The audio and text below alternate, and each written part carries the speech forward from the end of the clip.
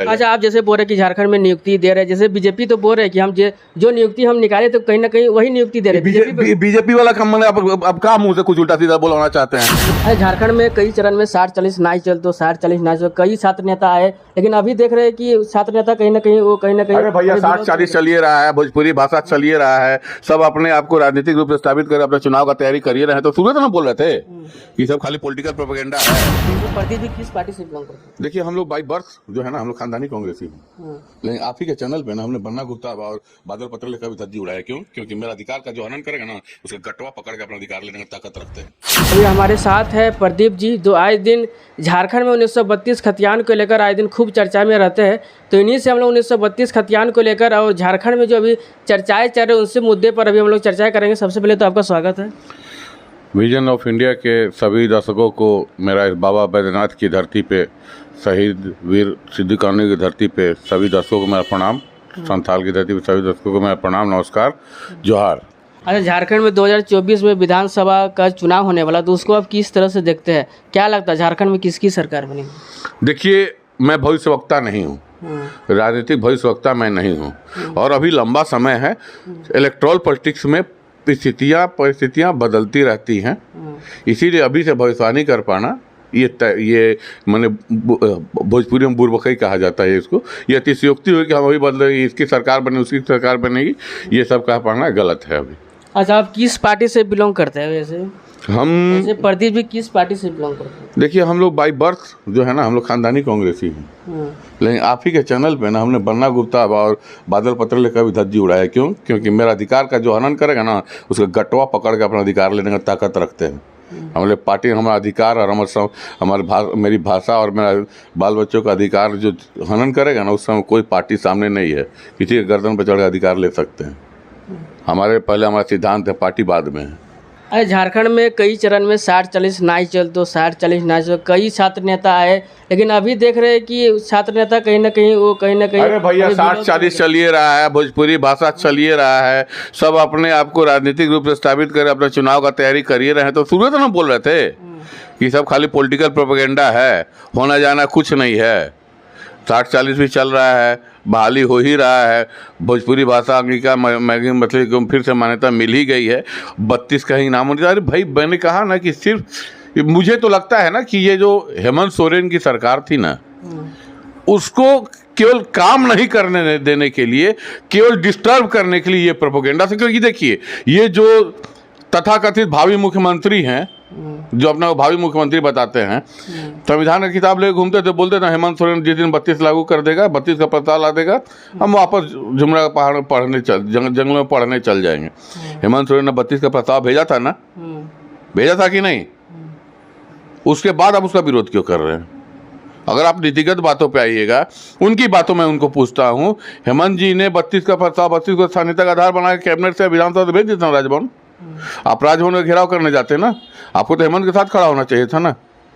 कहाँ थे आप? आपने नहीं कहा था कि अगर वो भेज देगा तो हम उनके साथ, हम फिर से हम लोग पढ़ने लिखने वाले लोग पढ़ने चल जाएंगे। कहाँ पढ़ रहे हैं? सब दिख नहीं रहा है? कहाँ पढ़ रहे हैं? मोबाइल में सब दिख रहा है। ये सब देखिए, केवल अपने आप को, आपको देखिए साधारण सी बात है, आपको अपने आप को अगर लाइमलाइट में लाना है तो किसी बड़े को टारगेट करना पड़ेगा। ये लोग हेमंत सोरेन को टारगेट करके, और मुझे तो लगता है जरूर कहीं ना कहीं विपक्षी दलों का हाथ ताकि हेमंत सोरेन काम ना कर सके, इसीलिए हेमंत सोरेन को टारगेट करके ये लोग अपने आप को पॉलिटिकली एस्टेब्लिश किया। अब तो उन्हीं का बिच्छू उन्हीं को काट रहा है, अब छोड़िए उन सब बातों पे क्या जाएगा। अच्छा, आप जैसे बोल रहे कि झारखंड में नियुक्ति दे रहे हैं, जैसे बीजेपी तो बोल रहे हैं कि हम जो नियुक्ति हम निकाले तो कहीं ना कहीं वही नियुक्ति दे रहे हैं। बीजेपी वाला कम मैंने अब कहा मुंह से कुछ उल्टा सीधा बोलना चाहते हैं। बोलता है हेमंत सोरेन 5 लाख रोजगार कहने दे रहे अंधो। हेमंत सोरेन 5 साल में 25 लाख रोजगार देने के लिए बोला था ना। 5वां साल आएगा और उसका हेमंत सोरेन से पूछे ना, तुम्हारा जो आका है ना, तुम्हारा अब्बू जो तुम्हारा डैडी है ना, हर साल 2 करोड़ रोजगार देंगे, तो उसका हिसाब दो ना पे। उसमें मुंह में अच्छी दही जम जाता है। डैडी जी बोले थे ना कि हर साल 2 करोड़ रोजगार देंगे, मांग डैडी जी से, ताकत है, रघुवर दास साहब का पॉलिटिकल इनकाउंटर कर देंगे। किसी का ताकत है भाजपा में मोदी के खिलाफ और राज के खिलाफ बोल देने का? याद है ना मोदी जी, हम नहीं बोलते 15 लाख छोड़िए, 15 भीख नहीं चाहिए, 2 करोड़ रोजगार बोले थे ना, 10वां साल जा रहा है ना, 20 करोड़ रोजगार औकात है तो पूछा कोई भाजपा अपने एक बाप का पैदा से पूछा मोदी से कि 2 करोड़ रोजगार 20 करोड़ रोजगार कहां दिया? पब्लिक को चुतिया बनाना है लोग। आप पूछते हैं दूसरे काम कर रहा है हेमंत सोरेन, उसको आप उंगली उठा रहे हैं, पीछे से पोक कर रहे हैं काम नहीं करने देने के लिए। पब्लिक सब समझ आइए ना, चुनाव सब औकात पता चल जाएगा। अब साधारण सी बात है ये, आप भी तो ठीक है, हेमंत ने बोला दी, हेमंत ने प्रयास कर रहा है ना भाई, हमको ये बताइए ना, हाईकोर्ट से नियोजन नीति को रद्द करवाने वाला सुनील जो थे, किस पार्टी के सदस्य थे? किस पार्टी कार्य समिति के सदस्य थे? भाजपा के कार्य समिति के सदस्य थे जिन्होंने हेमंत सोरेन की नियोजन नीति को पीआईएल करके रद्द करवाया। क्यों नहीं भाजपा उनको बाहर से, पार्टी से बाहर निकालती है?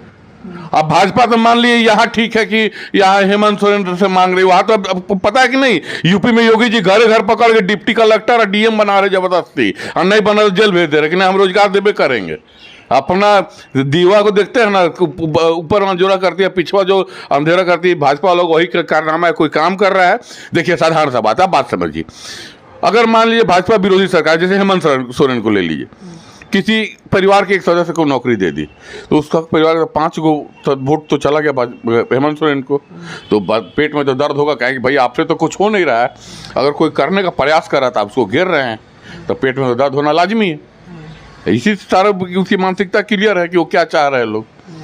अच्छा, जैसे देख रहे हैं कि ये एग्ज़ाम तो कैलेंडर जारी करता है सरकार, लेकिन कहीं ना कहीं एग्ज़ाम नहीं हो पाता, और एग्ज़ाम होता भी, रिजल्ट भी आता है, कहीं देखते हैं कि वही सेंटर से अधिक संख्या में लोग नियुक्ति हो रहा है, उसको लेकर आप क्या कहें? ये देखिए, ये आरोप लगाना ना, मैं तो स्पष्ट बात बताता हूँ, जिसमें प्रतिभा होगी ना वो नौकरी ले लेगा। अब एक सेंटर वाइज या अब जिसमें मान लीजिए तो जिसमें है क्षमता, जो डिटरमाइंड है कि हमको नौकरी लेना हो तो ले ही लेगा। दुनिया में कुछ भी असंभव नहीं है। ये आरोप लगाना गलत है, भाजपा लोग गलत आरोप लगा रहे हैं, मैं इस आरोप का समर्थन नहीं करता। तो अभी हमारे साथ थे प्रदीप जी, जो 1932 खतियान को लेकर आए दिन चर्चा में रहते हैं, उस मुद्दे पर भी हम लोग जानने का प्रयास किया। लेकिन आप लोग प्रदीप जी के बयान के बारे में आप लोग क्या सोचते हो, कमेंट बॉक्स में अपना राय जरूर दीजिएगा। बाकी मिलते किसी नए प्रयास के साथ। जय हिंद, वंदे मातरम।